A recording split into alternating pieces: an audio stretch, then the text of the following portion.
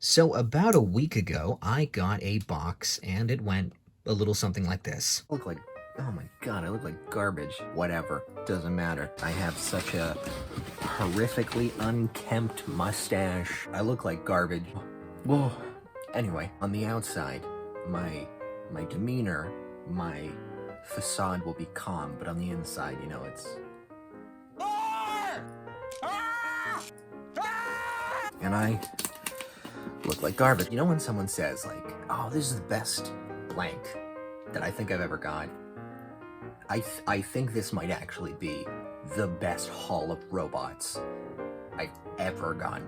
Trailbreaker, Earthrise Trailbreaker, BotCon Skywarp, Bendy Prime, all the way from Australia, Super Megatron, Cloud Shockwave. God, this is...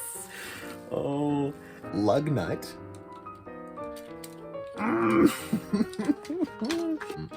Velocitron Scourge, Velocitron Blur, Cyberverse Boy.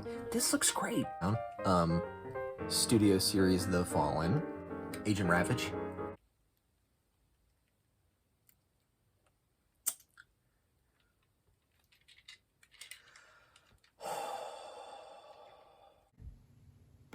Legacy Hotshot.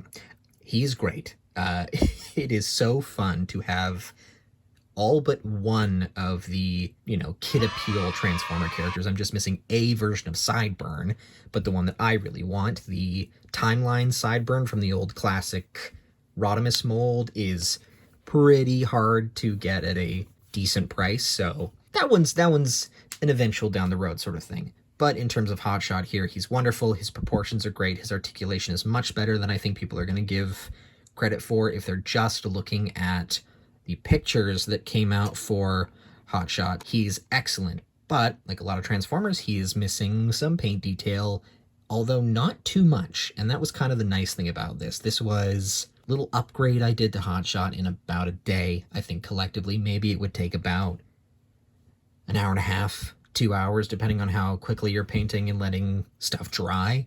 I will warn you, if you're going to try and paint Hotshot as accurate as possible, in most promotional images of Hotshot, his color scheme changes from picture to picture. Sometimes these rings are yellow, sometimes they are gray, sometimes they are silver, sometimes they are black, sometimes his wheels are red like in the toy, sometimes the inside of them are silver. On this, they're the same sort of gunmetal gray as the rest of his silver bits are. He's missing some detailing, so that was kind of my mission here, was to just get the stuff that was missing. I know a lot of people were really wanting sort of the roof section here to go under the arm. It's way too big. It wouldn't work with this one. I'll just let you know now, but luckily there is some sculpted detail on the inside here, which I did paint. I painted these as two tones. It's a lighter gray against the gunmetal gray here. And then, yeah, just adding little things. I think the only change that I made to his color scheme was painting these strips on the arm here, which are normally supposed to be this lighter red, the codpiece darker red, just to kind of have a little bit of cohesion between those two colors. But I painted the silver band all the way around. I painted the neck, kind of the chunky neck cylinder, I painted that yellow.